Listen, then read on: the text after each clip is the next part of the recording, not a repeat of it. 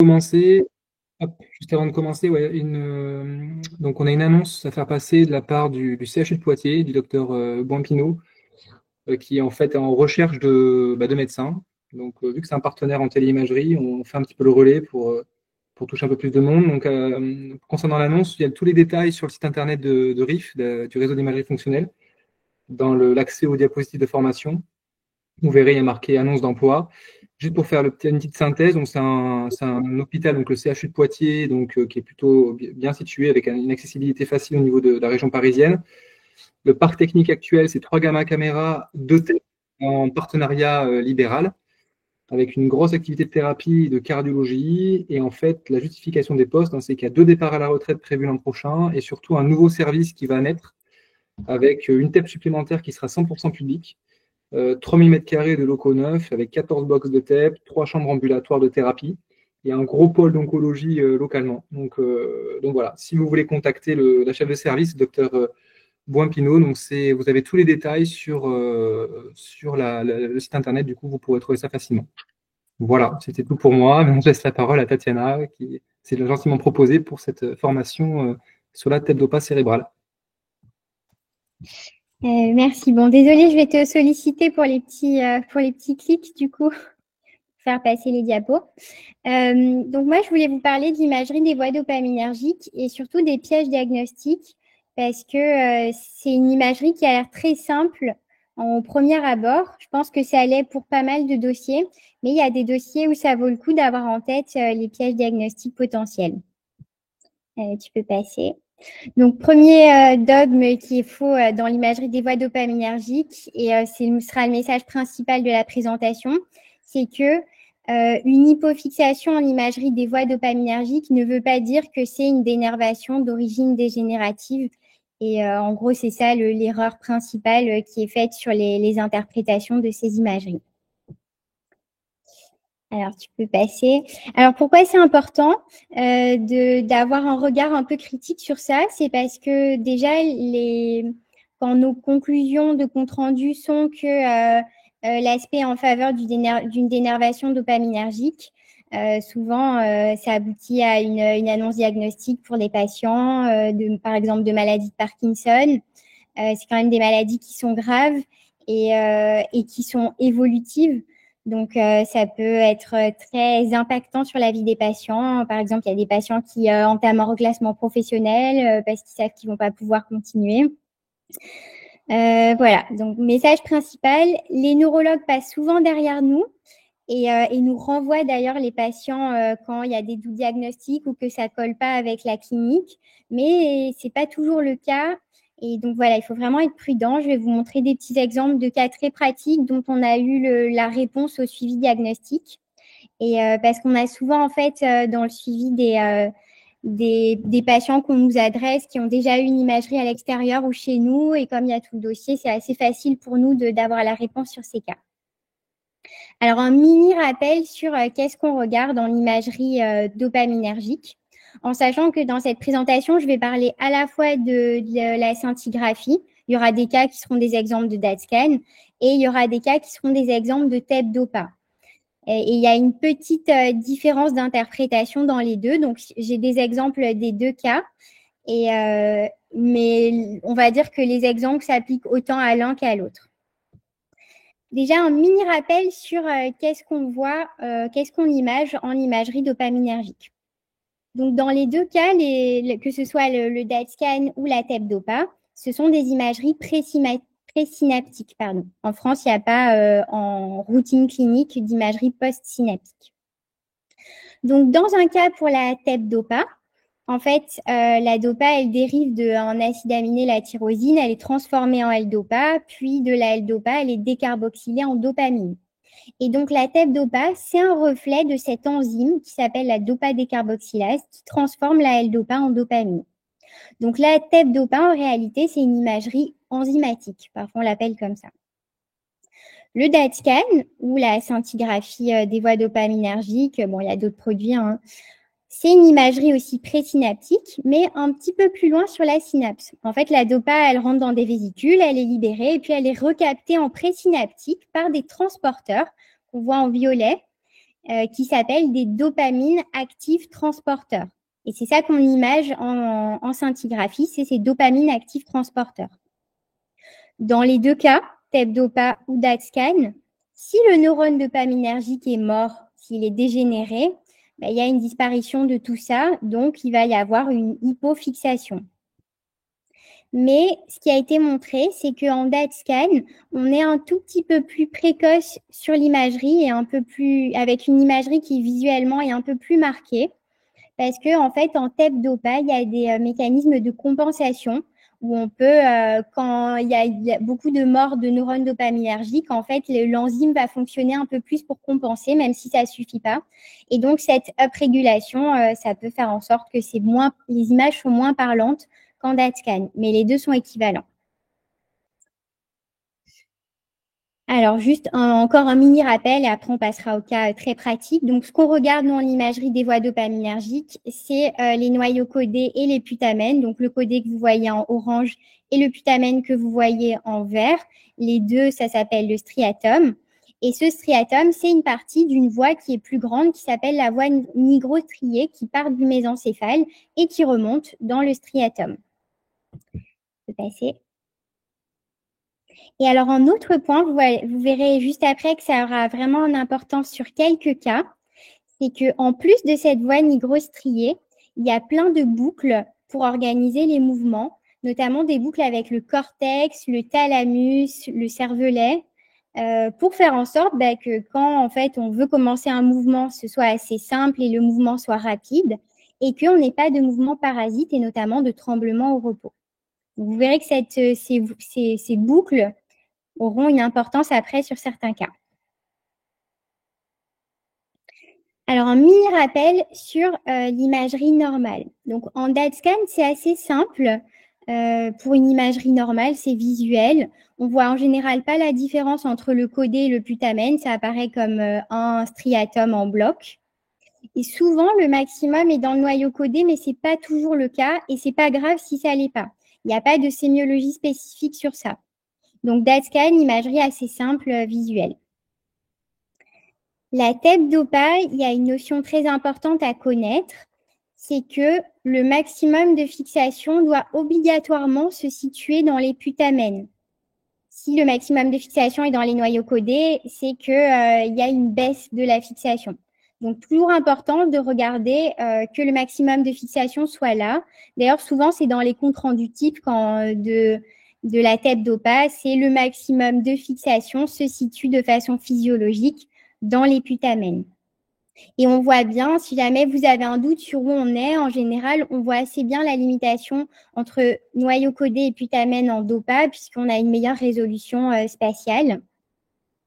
Alors, juste un petit point, attention aux différentes reconstructions en TEP et aux différents protocoles qu'il y a dans les services, le bruit de fond varie, si l'image est lissée, pas lissée. Je dirais que c'est encore plus impacté que sur les DAT-scan, donc chaque service va un peu avoir son imagerie différente.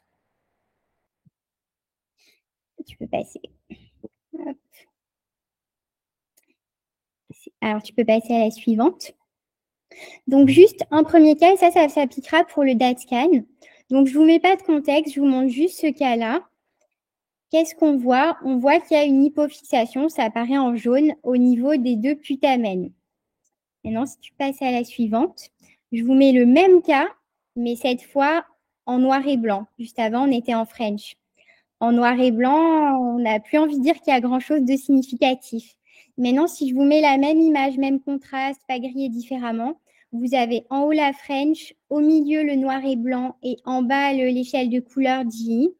C'est le même patient et finalement, on aurait peut-être conclu qu'il y a une dénervation sur l'image du haut, alors que sur l'image du bas et du milieu, on est assez rassuré. Donc ça, c'est quelque chose qui revient souvent, même entre nous en congrès, dans les trucs neuro, c'est qu'on voit passer des cas où juste parce que c'est jaune sur la French en DAT-scan, on dit que c'est dénervé, alors que en fait, pas du tout. Donc ça, c'est premier piège, attention à l'échelle de couleur. Qui est un piège, on va dire, surtout pour le DAT-scan. Tu peux passer, je crois que l'animation n'était pas indispensable. Alors, on passe après cette petite alerte sur l'échelle de couleur qui concerne surtout les DASCAD, mais faites vraiment attention pour ceux qui font de la scintigraphie parce que c'est vraiment une erreur qui revient souvent. Et quand on a un doute et qu'on change d'échelle, en fait, ça nous paraît plus si douteux que ça. Donc, un autre cas, cette fois, c'est un cas de DASCAD, mais ça pourrait très bien s'illustrer pour la TEP DOPA. Donc, 54 ans, recherche de dénervation dopaminergique. Je ne vous mets pas plus de contexte pour le moment. Et ce qu'on voit, c'est qu'à droite, il y a une hypofixation et un aspect effilé de la queue du putamen. Donc, à gauche, il est bien arrondi, il est bien. À droite, en revanche, on a ce petit aspect effilé. Et en général, les dénervations, ça commence comme ça s'effile et puis ça remonte petit à petit de façon triangulaire. Mais c'est discret et à interpréter en fonction du contexte. Donc, si maintenant, pour cette image, je vous dis qu'il y a un tremblement discret débutant à gauche, pourquoi pas? On peut conclure qu'il y a un aspect discrètement effilé du putamen droit, que c'est compatible avec une dénervation débutante et a priori, c'est concordant avec la clinique. Si maintenant, le même patient, c'est un tremblement discret débutant à droite, ben en fait, mon compte-rendu ne sera plus le même. Déjà, je peux vérifier si on ne s'est pas trompé de côté auprès du patient. Si vraiment le patient il est gêné à droite, qu'il ne ressent rien à gauche, ben, il n'y a aucune raison qu'il ait cet aspect-là et qu'il ne concorde pas avec la clinique. Donc là, le compte-rendu sera différent. En fait, effectivement, il y a bien un aspect effilé, mais discordant avec la clinique. Et là, donc, on peut mettre entre parenthèses la discordance. Et donc dire qu'a priori, c'est pas en lien avec ça. Encore autre contexte, si la même image, c'est recherche de maladie de Parkinson idiopathique, bilan trouble de la marche, rigidité depuis 2 ans. Alors pour la maladie de Parkinson, dès lors qu'on a des symptômes moteurs, c'est qu'on a une dénervation de au moins 60% des neurones dopaminergiques. Donc normalement, si on est à un stade moteur, ce qui est le cas ici, puisqu'il a des troubles moteurs, et en plus qui évolue a fortiori depuis 2 ans, ben en fait, il n'y a aucune raison qu'on ait juste un petit aspect effilé d'un côté, alors que le patient, il a des symptômes beaucoup plus importants. Donc c'est pareil, là, ça va nous faire dire il y a bien quelque chose, mais c'est discordant avec la clinique, donc peut-être que c'est peut-être pas une maladie de Parkinson. Donc il faut bien c'est important de bien faire apparaître quand il y a des discordances avec la clinique, parce que si la conclusion c'est juste aspect compatible avec une dénervation dopaminergique droite, bah, en fait parfois les neurologues ils vont juste se dire bon bah ok c'est bon, l'imagerie est bien. Alors encore un autre cas, tremblements bilatéraux depuis plusieurs années. Ça, on a souvent tremblement essentiel versus maladie de Parkinson idiopathique. Souvent, quand on leur demande, ça fait des années qu'ils tremblent. Bah, c'est pareil, s'il y a un tremblement bilatéral depuis plusieurs années, aucune raison qu'il ait juste un petit aspect effilé d'un côté. Donc pareil, on répondra discordant avec la clinique. Et dernier cas, c'est pour passer au cas suivant, une suspicion de DCB, donc dégénérescence cortico-basale. Alors là, pourquoi pas? Je te laisse passer à la suivante. Et donc ça, c'est un cas de la Casamance où c'était un patient de 77 ans. Tu peux avancer. Patient de 77 ans, donc cette fois une TEP DOPA, pas un DAT scan. Et qu'est-ce qu'on va regarder? Donc on regarde déjà si le maximum de fixation est bien dans les putamènes. Donc à gauche, oui, ça a l'air assez similaire.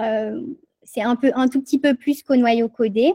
Par contre, à droite, on a l'impression que le noyau codé fixe un peu plus. Bon, faites-moi confiance, on le voyait mieux sur d'autres coupes. Donc déjà, du côté droit, on a une inversion du gradient physiologique. Le maximum est dans le noyau codé au lieu d'être dans le putamen. Ensuite, deuxième point, à droite, on a un aspect effilé du putamen droit qui pourrait correspondre à une dénervation débutante.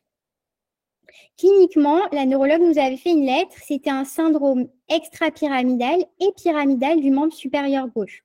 Donc la clinique colle avec le côté où on a la dénervation, puisque c'est opposé. Si elle suspecte un syndrome extrapyramidal et pyramidal, c'est sûrement qu'elle suspecte une DCB, donc une dégénérescence cortico-basale. C'est un syndrome parkinsonien atypique où on a à la fois une atteinte corticale et à la fois une atteinte sous-corticale du même côté. Et donc, tu peux passer juste après. On a complété avec un TEP FDG pour confirmer ou pas le diagnostic. Et sur la TEP FDG, ce que vous voyez, c'est qu'en jaune sur les coupes du haut, il y a un hypométabolisme des régions périrolandiques bien asymétriques à droite. Donc ça, c'est pour l'atteinte corticale. Et ensuite, pour l'atteinte sous-corticale, vous voyez qu'il y a une toute petite asymétrie de fixation du striatum et du thalamus droit qui fixe moins que sur le côté gauche et qu'on retrouve sur plusieurs coupes. Et puis ça, en général, ça s'accompagne aussi, ce qu'on voit en bas sur les coupes sur le cervelet, c'est qu'il y a un hypométabolisme contralatéral asymétrique du cervelet. On dit aschisie cérébelleux. Donc là, le dossier, il a bien confirmé que c'était une dégénérescence corticobasale. Cliniquement, c'était ça aussi. Et juste pour vous montrer que sur la tête d'OPA, on avait vraiment juste un petit aspect effilé du putamen à droite, l'inversion du gradient de fixation, et que sur cette asymétrie, pour une dégénérescence corticobasale, c'est assez classique d'avoir juste une petite asymétrie, pas forcément une dénervation diffuse et bilatérale. Alors, je vous fais juste un petit récap, pas sur les syndromes parkinsoniens atypiques, mais sur ce qu'on est censé voir dans l'imagerie dopaminergique en fonction du syndrome parkinsonien. Donc, dans la DCB, on a vu, on cherche quelque chose d'asymétrique, même une petite asymétrie, et après, souvent complète avec la TEP FDG qui confirme ou pas ce profil. Et puis, souvent, c'est concordant avec la clinique où on a vraiment la clinique qui est contralatérale à l'anomalie qu'on voit. Pour la paralysie supranucléaire, souvent, c'est des maladies qui donnent vraiment des atteintes très diffuses et très intenses. Dans la littérature et dans les livres, vous verrez souvent qu'il y a une atteinte plus des codés que des putamènes. Mais ça, en réalité, à l'œil, comme ça, en analyse visuelle, on le voit pas trop. Ce qu'on voit, c'est que le patient, il a une atteinte très diffuse. C'est en fait dans les études ou quand on fait de la quantification, on voit que dans ces maladies-là, il y a plus d'atteintes de codés. Mais visuellement, la PSP, c'est une atteinte diffuse. Pour l'atrophie multisystématisée, ça dépend vraiment du type d'atrophie.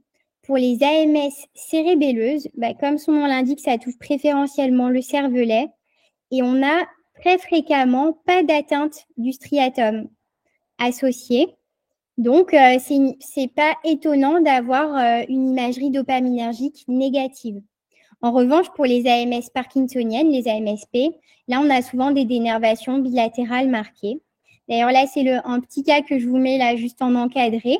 En haut, vous avez la TEP d'OPA, où là, on voit une franche diminution, une franche d'énervation diffuse. Il n'y a pas de doute sur l'imagerie. Et puis, en bas, c'est la TEP FDG. Et vous voyez qu'on ne voit pas les striatums quasiment. On voit un peu les codés. On devine les putamènes un peu en jaune. Mais il y a un franc hypométabolisme en TEP FDG. Donc ça, c'était un cas d'AMSP. Alors, je finis juste sur la DCL parce que ça, c'est quand même une indication hyper fréquente en imagerie des voies dopaminergiques. On nous envoie des patients DCL versus MA en bilan de troubles cognitifs.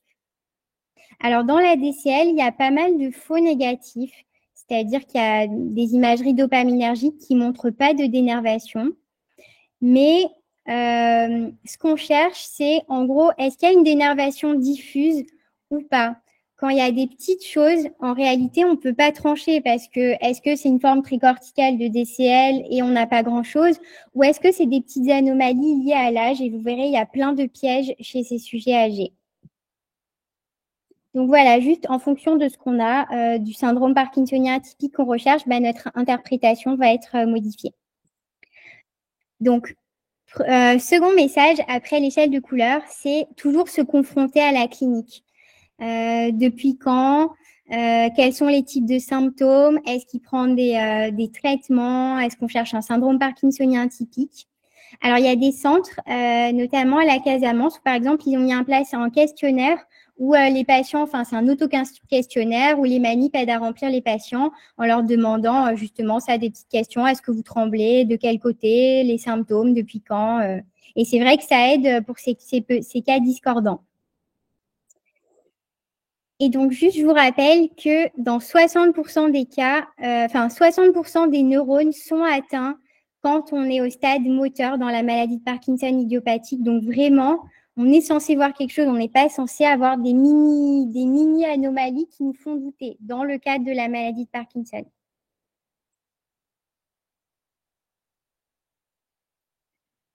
Alors, on passe à un autre cas. Donc, c'est un cas de TEP-DOPA. Ce qu'on voit, il y a une augmentation très importante du bruit de fond, vers presque jaune, avec cette échelle de couleur. Il y a une hypofixation diffuse du striatum. Le maximum de fixation est dans les noyaux codés au lieu d'être dans les putamènes. Il y a une très, très importante augmentation du bruit de fond. Même là, vous voyez que au niveau, on voit le tronc cérébral, le mésencéphale qui se dessine comme un Mickey. Donc ça, c'est quand il y a beaucoup d'augmentation du bruit de fond et quand il y a beaucoup de dénervation surtout. Et c'était un patient de 20 ans. Cliniquement, qu'est-ce qu'il avait? Il avait un tremblement léger depuis 1 an, aggravé depuis 4 mois et c'est pour ça qu'on nous l'envoyait. Alors, est-ce que c'est surprenant d'avoir des symptômes très légers et d'avoir une imagerie très, très dénervée? Quand on est jeune, pas du tout. En fait, les patients jeunes, et c'est vrai aussi pour les maladies neurodégénératives et la TEP-FDG, ils ont souvent une discordance entre une clinique qui est assez légère et une imagerie qui est vraiment cata. C'est dans les maladies dégénératives, les maladies d'Alzheimer du sujet jeune, parfois ils ont le cerveau vert en FDG aussi, c'est très très impressionnant. Les jeunes compensent, ils arrivent à avoir des mécanismes de compensation. Donc souvent, quand on a ces imageries chez les jeunes, c'est vraiment des choses importantes qu'on recherche. Et quand il y a des toutes petites choses, en général, c'est que c'est pas significatif. Alors, en autre cas, 50 ans, légère akinésie à gauche, pas de tremblement. Le neurologue y croyait pas trop, mais le patient, il avait plusieurs maladies de Parkinson dans sa famille. Donc, en fait, ils ont fait l'examen pour se rassurer et on n'a pas pu le rassurer. Donc là, ce que vous voyez, c'est une TEP-DOPA. Pareil, l'augmentation du bruit de fond est très importante. C'est assez vert, presque jaune. On voit même un tout petit bout là du mésencéphale qui fixe, dont la fixation est augmentée. Et ce qu'on voit, c'est que le maximum de fixation est dans les noyaux codés au lieu d'être dans le putamène. Donc ça, c'est pathologique. Plus à droite, on a une franche hypofixation du putamène. À gauche, il est aussi atteint. Même si la partie postérieure du putamène était normale, le fait qu'il y ait l'inversion du gradient de fixation, ça veut dire que le putamène gauche est hypofixant aussi. Donc, en conclusion, il y a une dénervation dopaminergique bilatérale qui prédomine à droite. C'était concordant avec la clinique. Et pas étonnant que cliniquement, il n'ait pas grand-chose, alors que son imagerie, elle est quand même bien dénervée, parce que c'est un patient jeune et qu'ils ont ces mécanismes de compensation. Alors, 85 ans, MA versus DCL. Alors, c'est une TEP-DOPA aussi. Donc, a priori, le maximum de fixation est bien dans le putamène et pas dans le noyau codé. Donc, là-dessus, on est bien. Et puis, il y avait un doute de plusieurs médecins sur est-ce que c'est pas un petit peu effilé au niveau du putamène, notamment à gauche. Alors, peut-être, mais en fait, là, c'est un patient de 85 ans qui possiblement a de l'atrophie, des lésions, etc. On est dans un cas où, en fait, on recherche soit une dénervation diffuse, soit en faveur d'une DCL, soit rien, et ce sera plutôt en faveur d'une EMA.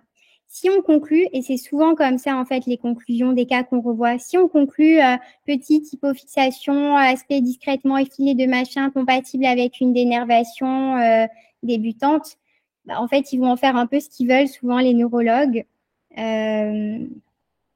Donc moi je vous conseillerais dans ces cas-là, pour qu'on n'ait pas à recontrôler ces patients, c'est que juste de conclure, est-ce qu'il y a une dénervation diffuse ou pas? Là, il n'y a pas de dénervation dopaminergique diffuse. Après, dans le corps de texte, on peut mettre ce qu'on veut, mais...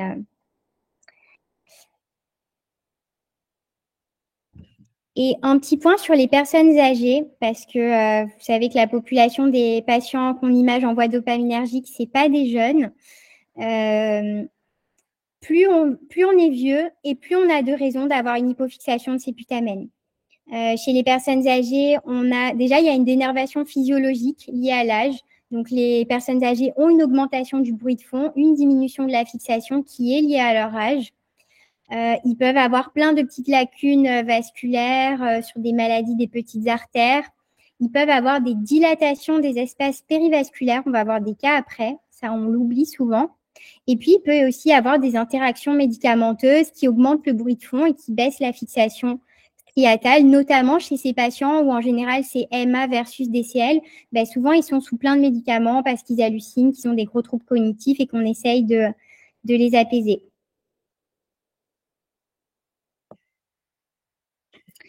Alors, 73 ans, syndrome parkinsonien clinique, maladie des petits vaisseaux, lacune des noyaux gris centraux. Ça, c'était l'ordonnance.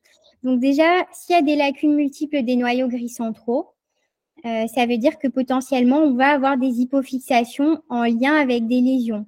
Là, il nous les annonce. Et effectivement, ce qu'on voit chez ce patient, c'est qu'il y a une hypofixation des deux côtés, mais plus à gauche, des queues des putamènes.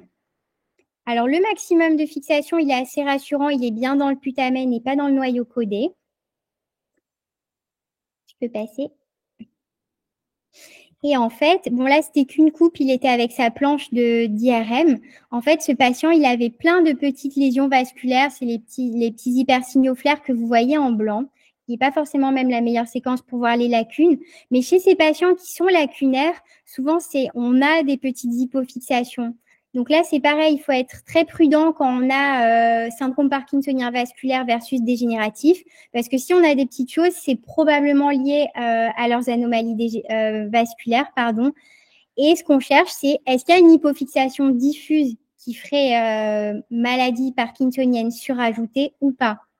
Donc les petites dénervations, qu'est-ce qu'on conclut? On dit qu'il y a une hypofixation des queues des putamènes, qu'il y a des lésions vasculaires à proximité et que c'est probablement des hypofixations d'origine lésionnelle, donc secondaire aux lésions vasculaires, plutôt que des hypofixations en rapport avec une dénervation dopaminergique débutante. Et ce patient, dans le suivi, il a été stable cliniquement, ce qui va très bien avec les syndromes parkinsoniens vasculaires, ou s'ils n'ont pas de nouvelles lésions vasculaires, ils sont stables. Alors, 60 ans, recherche de dénervation dopaminergique et on n'avait pas d'indication sur l'ordonnance. Donc là, l'imagerie, c'est une TEP dopa. Le bruit de fond est assez augmenté. C'est quand même vert foncé. Mais les striatomes ont l'air bien, ils sont bien arrondis. Le maximum de fixation est bien dans les putamènes. Donc la première question qu'on se pose chez ce patient qui est jeune, c'est est-ce qu'il ne prend pas des médicaments qui interagissent avec le radiotraceur? Donc, ce qu'on conclut, c'est que c'est probable, il y a eu juste une augmentation du bruit de fond isolé, que c'est probablement en lien avec une interaction médicamenteuse et qu'il n'y a pas de dénervation dopaminergique. Et effectivement, questionnant le patient, il venait pour un syndrome parkinsonien bien cogné et c'était est-ce que c'est iatrogène ou est-ce que c'est dégénératif? Pour l'augmentation du bruit de fond, il y a plein d'études sur les médicaments et les interactions médicamenteuses. En fait, il y en a des tonnes, il n'y a pas que ceux qu'on connaît, mais les plus classiques, c'est tout ce qui est antidépresseurs, la cocaïne et le tramadol, les opioïdes aussi. Donc finalement, ça concerne beaucoup des patients qu'on image. Donc, troisième message de ces petits cas, c'est bien se confronter à l'âge par rapport aux anomalies qu'on voit. Chez les jeunes, souvent, il y a des anomalies très importantes, alors que cliniquement, il n'y a pas grand-chose et limite, on nous les envoie pour dire qu'il n'y a rien. Et en fait, on tombe sur des dénervations diffuses parce qu'ils ont ces mécanismes de compensation. Chez les personnes âgées, c'est le contraire. C'est souvent, on a des petites choses, mais il y a plein de facteurs qui peuvent faire des petites dénervations, notamment les lésions, l'âge. Enfin, on a des patients parfois de 90 ans et pas que dans nos centres. Hein. Avec la télémédecine, on voit aussi d'autres centres. Et donc, à 90 ans, c'est quand même normal de ne pas avoir des noyaux nickel. Et il faut éviter de conclure, de recontrôler dans un an l'imagerie. Alors, autre petite série de cas. Donc ça, cette fois, on est sur le DaTscan. Donc, alors, c'est des images faites sur la Starguide. Donc, les striatomes sont très globuleux. sur ces reconstructions. Très patate. Donc, on est en date scan. Cette fois, je vois qu'à gauche, le maximum de fixation est dans le noyau codé. Peu importe, même s'il était ailleurs, on s'en fiche en imagerie par scintigraphie. On n'a pas de sémiologie sur ça. En revanche, ce qu'on voit, c'est qu'à droite, il y a une hypofixation de l'ensemble du putamen droit. Mais cette hypofixation, elle est bizarre, elle est très nette. Il n'y a pas tant d'augmentation du bruit de fond que ça, alors que si c'était une dénervation diffuse, on s'attendrait à en avoir plus. Et donc, qu'est-ce qu'on fait? On regarde systématiquement le scanner. Donc, en TEP, c'est facile, on a toujours un scan. En DATSCAN, ça dépend des protocoles des services. On tend quand même à aller vers de plus en plus vers des protocoles où on fait un scan low dose avec le DAT. Donc, qu'est-ce qu'on voit sur ce scan? On voit qu'il y a une grosse atrophie dans la région sylvienne à droite et puis qu'il y a une hypodensité au niveau de cette région sylvienne à droite, là où il y a la souris.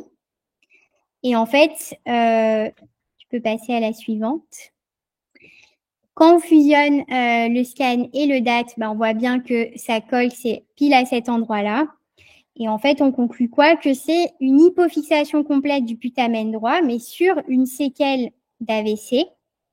Et que donc, il n'y a pas d'argument pour une dénervation dopaminergique d'origine dégénérative. Il y a bien une dénervation, mais elle est d'origine séquellaire ou lésionnelle.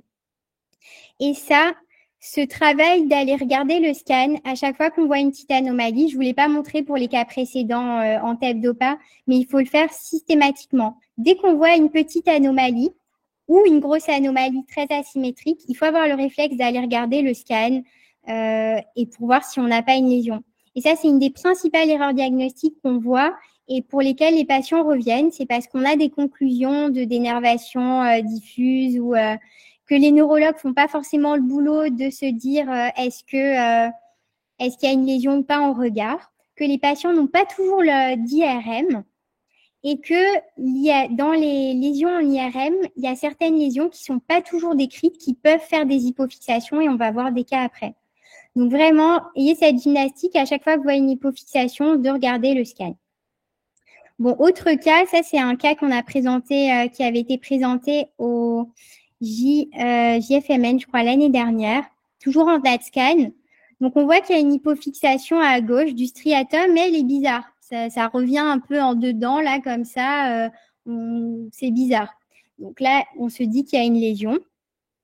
On regarde le scan en regard. Qu'est-ce qu'on voit? On voit une grosse lacune arrondie, assez nette, bien ronde à ce niveau-là. Et donc, on a eu la réponse de ça. Ce n'était pas une lésion vasculaire, c'était une dilatation des espaces de Virchow-Robin ou une dilatation des espaces périvasculaires. Donc, peu importe qu'on ait la réponse ou pas à ce stade-là, la seule chose, c'est qu'on conclut qu'il y a une hypofixation nette du putamen gauche en regard d'une lacune arrondie. Donc, conclusion, pas de dénervation dopaminergique d'origine dégénérative, c'est une dénervation d'origine lésionnelle. Autre image, on voit très bien cette lacune arrondie. Et donc, tu peux passer, je crois qu'après, je vous explique. Ouais, voilà. Alors, un petit mot sur les espaces périvasculaires, parce qu'on en entend rarement parler en médecine. Ça s'appelle aussi les espaces de Virchow-Robin. Ça, c'est pas souvent décrit en IRM parce qu'en fait, c'est quand on vieillit, on a des espaces autour des vaisseaux qui sont remplis de LCR et ces petits espaces autour des vaisseaux, ils peuvent se dilater. Au plus on est vieux, au plus ça se dilate, au plus on a une maladie des petites artères et au plus ça se dilate. Donc ça, là je vous montre des grosses lésions kystiques, hypodenses. Ça fait des trous en fait, c'est comme des trous puisque c'est rempli de LCR. Ça, quand c'est petit, c'est souvent pas décrit par les radiologues parce qu'en fait, on s'en fout, c'est quelque chose lié à l'âge. Et ça peut donner une hypofixation puisque souvent, c'est sur le putamen, notamment à sa partie inférieure. Et du coup, forcément que si on a une lacune sur le putamen, le produit va pas fixer à ce niveau-là. Mais ce sera en lien avec cette lésion. Un autre exemple, pareil, là, vous avez une grosse dilatation sur la queue du putamen à droite. Vous vous doutez bien que si on avait l'imagerie dopaminergique en regard, il y aurait une hypofixation et que ça pourrait être décrit comme une dénervation débutante de ce côté-là. Et là, c'est un exemple de dilatation géante des espaces périvasculaires. Donc, nous, c'est pas toujours facile quand on a le scan. En fait, on n'a pas trop de moyens de savoir quand on a des petites lacunes, si c'est vasculaire ou si c'est une dilatation des espaces périvasculaires. Et en fait, en IRM, c'est difficile aussi parce que les deux font des petits trous dans le cerveau, puisque soit c'est un trou rempli de LCR autour des vaisseaux, soit c'est un trou rempli de LCR parce que le parenchyme cérébral a été ischémié. Donc, c'est dur de faire la différence entre les deux. Pour les neurologues, ça a toute son importance parce qu'en fait, les dilatations des espaces de Virchow-Robin, c'est pas symptomatique. Donc, normalement, c'est censé rien causer au patient, alors que les lésions vasculaires, ça fait des syndromes parkinsoniens vasculaires. Alors, un autre cas, donc patient de 80 ans, est-ce que c'est un syndrome parkinsonien vasculaire ou dégénératif? Il avait déjà eu un DAT scan qui concluait à une dénervation modérée. On le recontrôle parce que cliniquement, c'est bizarre, le patient, il n'évolue pas. Alors que les maladies dégénératives, ils sont censés s'empirer.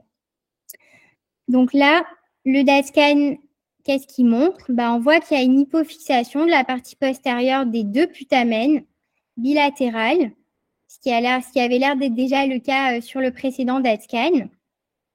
Maintenant, si on passe, et on a une petite augmentation du bruit de fond.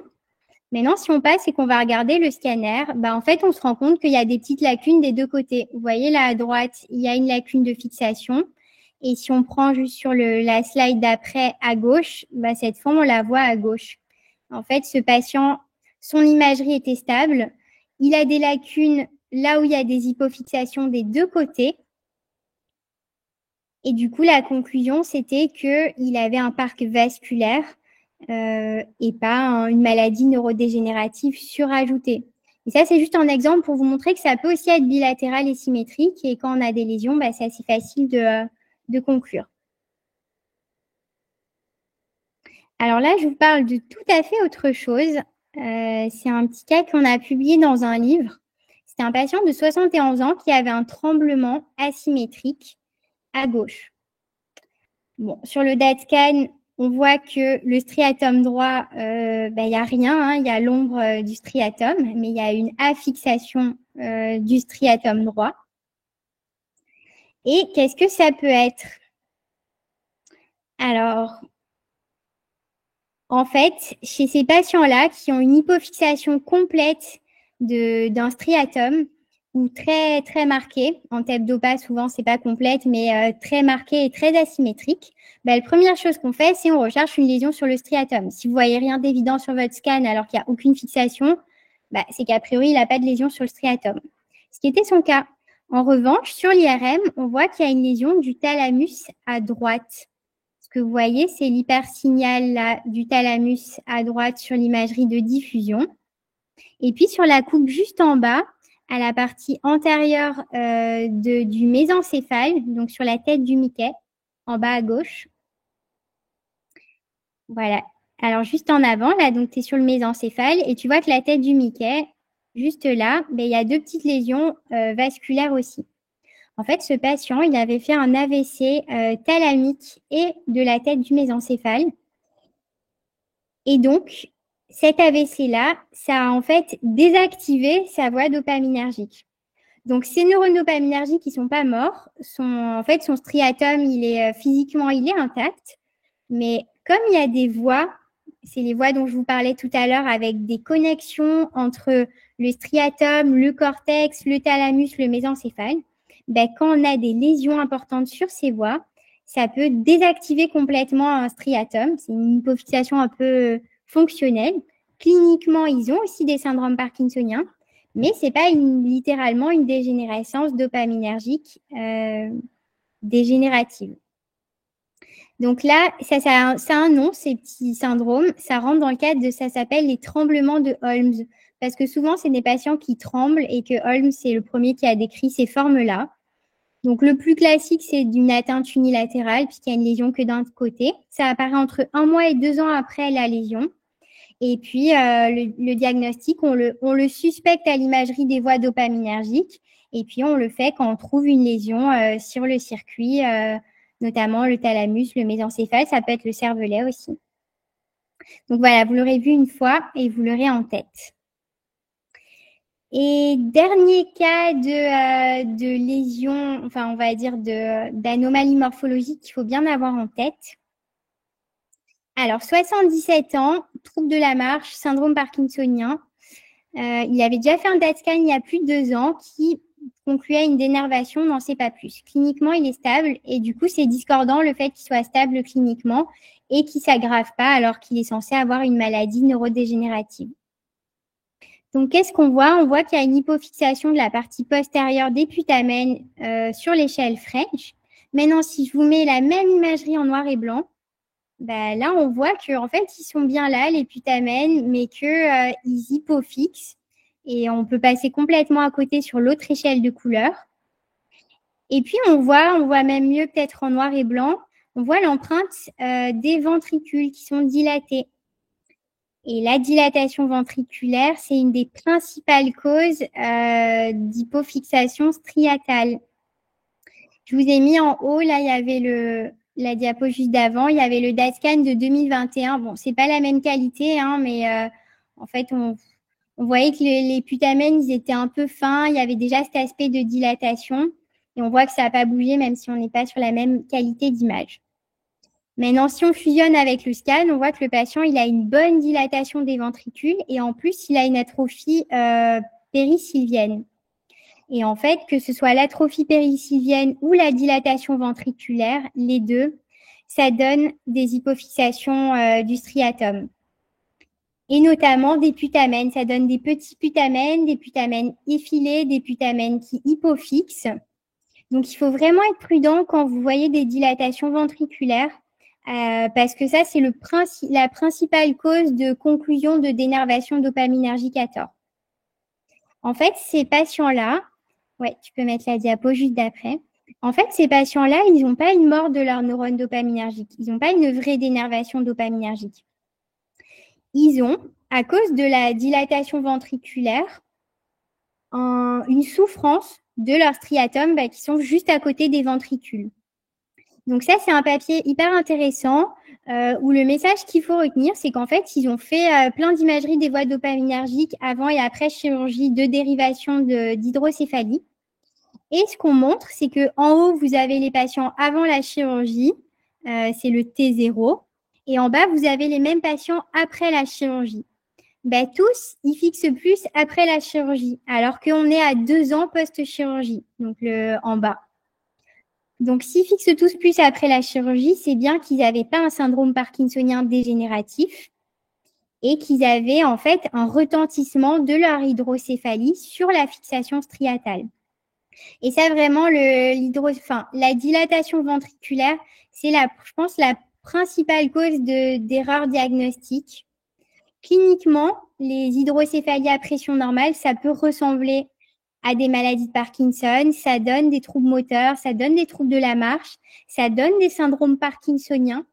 En anglais, ils appellent ça les parkinsonismes parce que c'est pas des vrais syndromes parkinsoniens dégénératifs, mais c'est des parkinsonismes.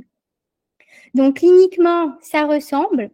Souvent, on nous les renvoie, ces patients, et on sait qu'on a eu tort sur notre première interprétation parce qu'ils ne bougent pas. En fait, ces patients, cliniquement, ils ne s'aggravent pas trop ou alors ils s'aggravent un tout petit peu et ça ne va pas du tout avec l'évolution d'une maladie de Parkinson. Parce que ces patients, ils ont aussi une dilatation ventriculaire. Et ça, vraiment, c'est vrai en imagerie des voies dopaminergiques, c'est vrai en TEP-FDG. En TEP-FDG, les dilatations ventriculaires, ça donne des hypométabolismes aussi des striatums. Et il faut vraiment faire attention à ça. Alors, on peut passer au cas d'après. Donc, 75 ans, trouble de la marche. Donc ça, c'est un aspect typique d'un patient qui a une dilatation ventriculaire, c'est une imagerie en DAT scan, et qui n'avait pas de dénervation dopaminergique.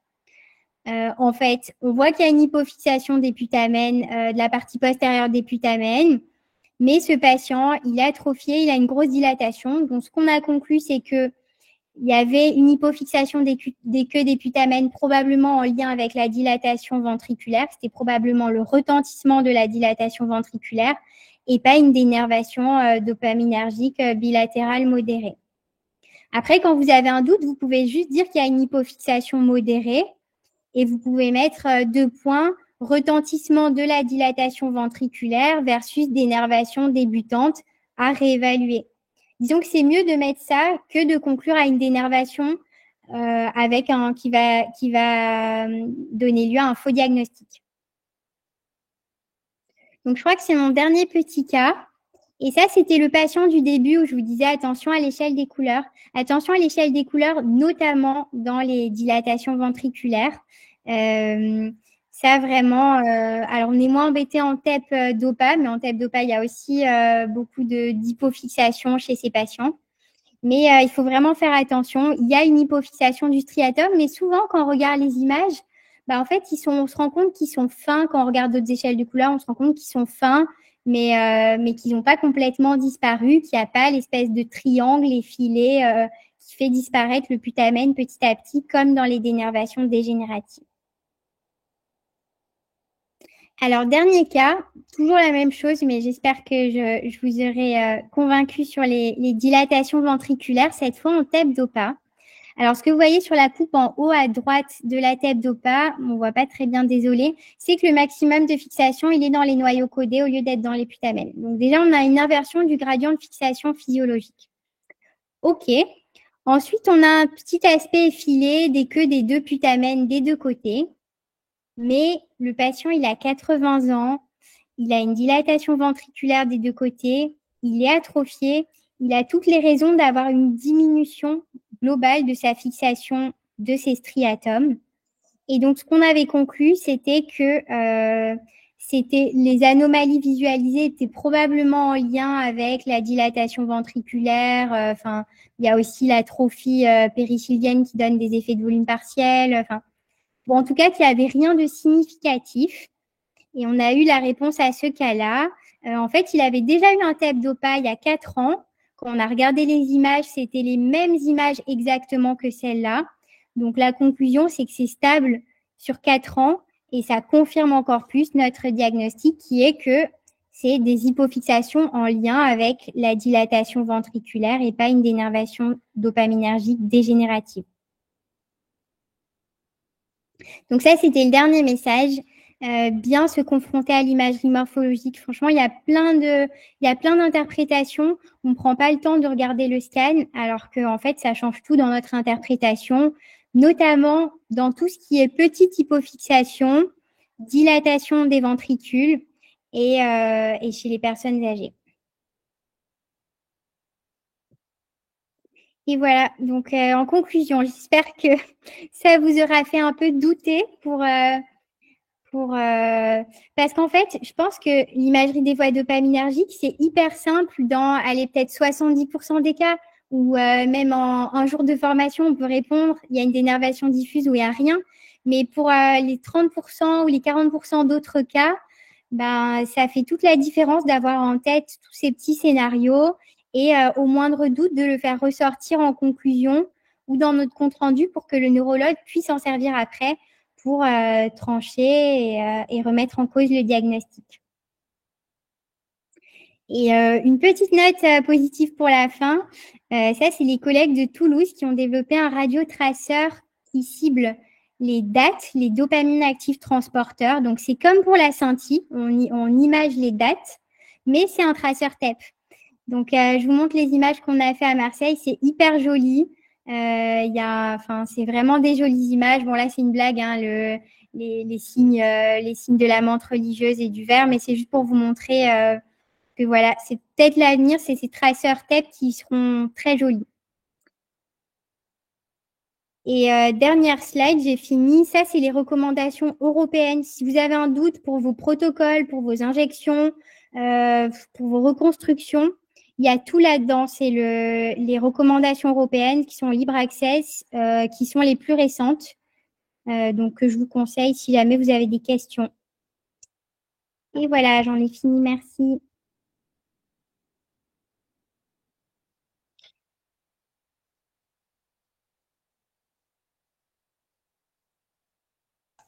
Merci beaucoup, Tatiana. Merci pour le topo, c'était super intéressant. C'était exactement ta conclusion à laquelle je pensais, c'est-à-dire que ça paraît un examen hyper facile et finalement, il y a pas mal de cas tous les jours qui sont très difficiles à trancher, sur lesquels on a beaucoup de difficultés et bon, du coup, on est quand même très content de pouvoir compter sur toi régulièrement pour ces interprétations spécialisées parce que ça, il y a beaucoup de pièges.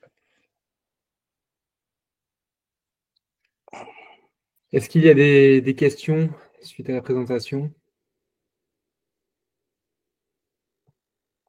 N'hésitez pas. Donc, on quitte. Moi, j'ai juste une question, du coup, puisqu'en fait, nous, on a commencé par les DAT-scans et ensuite par la TEP-DOPA, et on avait quelques neurologues qui nous disaient que il était mieux de faire un DAT-scan dans les syndromes parkinsoniens débutants qu'un DOPA. Ouais, tout à fait. Alors, en gros, c'est ce que je disais au début, c'est que vu que c'est pas le même mécanisme qu'on image, en fait, dans la dopa, il y a un effet de quand les neurones dopaminergiques meurent, l'enzyme, la dopa-décarboxylase, elle peut fonctionner un peu plus pour compenser. Et du coup, cette uprégulation, ça fait qu'on peut avoir une augmentation une augmentation de la fixation avec des images pseudo-normales au tout début. Mais après, je rappelle quand même que sur les maladies de Parkinson idiopathiques, quand on a des symptômes cliniques, normalement, même débutants, quand on est au stade du début du symptôme, on a 60% des neurones qui sont morts. Donc, on n'est pas censé avoir de trucs minuscules ou d'imagerie négative.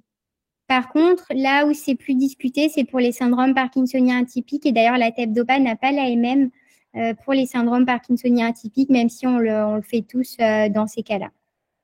Okay. Il y a une petite question sur le chat qui demandait si le point chaud doit être sur le putamen antérieur obligatoirement ou c'est n'importe où dans le putamen. Non, parfois il est sur le putamen. Alors le plus souvent il est sur le putamen antérieur, mais parfois il est en arrière. C'est pas très important. Et parfois il est similaire. On va dire que parfois quand on grille nos images, on a autant de fixation dans le codé, dans le putamen. Quand c'est ça, c'est pas très grave. Mais en gros, ce qu'il faut retenir, c'est qu'il faut pas qu'il y ait les noyaux codés qui soient vraiment hyper et le putamen qui est un peu moins, même s'il a l'air normal. Okay. J'avais une autre petite question tant que j'ai la parole. Tu disais que s'il y avait une corrélation à la clinique, par exemple, qu'un patient qui vient parce qu'il a des tremblements depuis 2-3 ans, on s'attend pas à avoir une micro-ch'touille sur l'imagerie. Est-ce que vous avez une échelle de temps? C'est-à-dire que s'il tremble depuis 6 mois, ça peut être minime. S'il tremble depuis 1 an, est-ce que vous avez un cut-off en fait qui vous dit non, là, c'est pas possible, il devrait y avoir quelque chose de beaucoup plus important? Alors non, mais normalement, quand ils arrivent au stade où ils ont des symptômes, en général, il y a une atteinte des deux côtés. Par exemple, un vrai parkinsonien qui tremble que à droite, en général, il va avoir une dénervation des deux côtés déjà. Et même si c'est plus discret de l'autre côté et que ça va concorder avec la clinique, souvent il y a une atteinte des deux côtés. Et il n'y a pas de délai vraiment. Mais souvent, déjà, les imageries, elles sont un peu longues à obtenir. Donc, c'est rare que les patients, quand on les voit, ils aient vraiment quelque chose depuis 2-3 mois. Ok. Alors, j'ai une petite question. Merci beaucoup pour cette présentation. Est-ce qu'en routine clinique, tu utilises la semi-quantification ou pas du tout, que du visuel?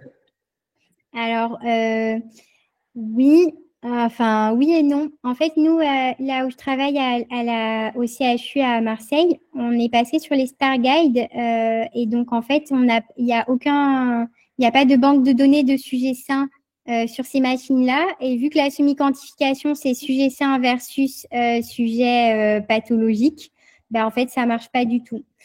Et aussi, ça tombe bien que tu poses cette question, mise en garde sur les outils de semi-quantif en TEP, parce qu'en fait, ces outils ils sont faits sur des protocoles parfaits. C'est-à-dire que quand vous regardez les protocoles qu'on vous conseille de faire sur la DOPA, c'est franchement, ce qui est fait quasi nulle part. Enfin, très peu de gens font 15 minutes, très peu de gens font full dose, très peu de gens font vraiment 90 minutes post-injection, etc. Donc en fait, et c'est normal, la dopa c'est assez cher. Les gens qui ont essayé de faire un peu moins, déjà souvent le plus classique c'est de réduire la durée. C'est rare, j'ai rarement vu des centres à 15 minutes sur chaque. Je sais pas ce que vous faites vous, mais sur chaque dopa, souvent c'est réduit un peu, c'est 10 minutes ou c'est. Il y a même à Nice, par exemple à Nice où ils font beaucoup de dopa, ils font 7 minutes, nous disait un dernier congrès. Donc, mise en garde sur ces bases de données qui servent à faire de la semi-quantification, c'est que en fait, ces bases de données, elles sont faites sur des patients parfaits, dans des conditions parfaites qui sont rarement la vraie vie, quoi. Merci beaucoup. Il y avait une question, je crois, si je dis pas de bêtises, quelqu'un qui voulait prendre la parole?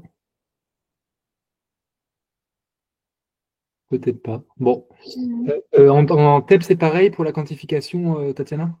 Il y a juste une question, Quentin, si je peux me Ah permettre. oui.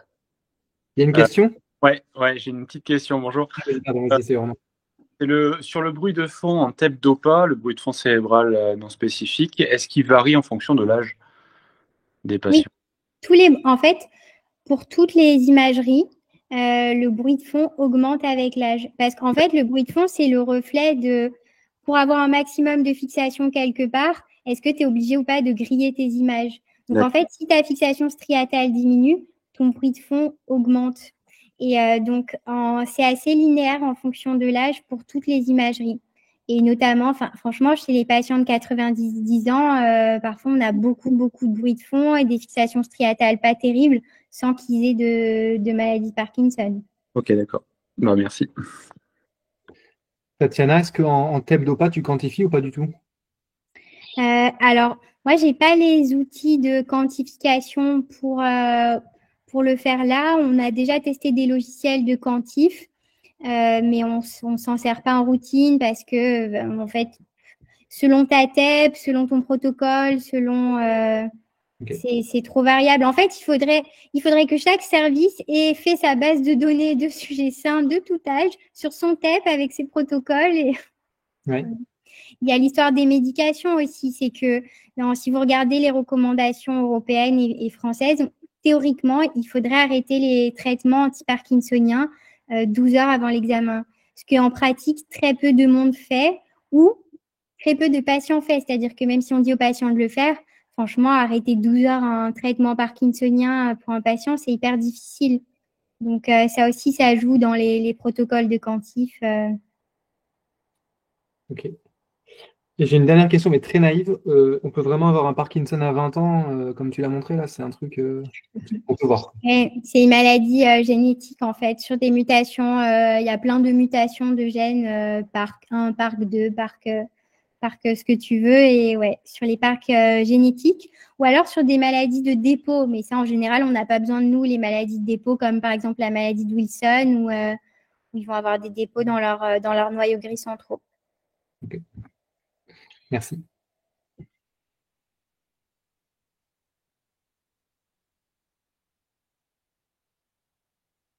Bon, mais je pense qu'on va pouvoir clôturer, hein, à mon avis.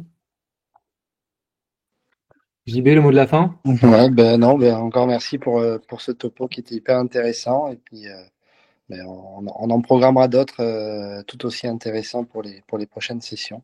Puis merci à tous d'être venus assister à ça. Ouais, merci beaucoup. Et puis la prochaine avant la fin d'année. On espère. On espère. Merci beaucoup, Tatiana, en tout cas, pour ta disponibilité et ton topo. Bonne soirée. Bonne soirée Bonne à tous. soirée. Au revoir.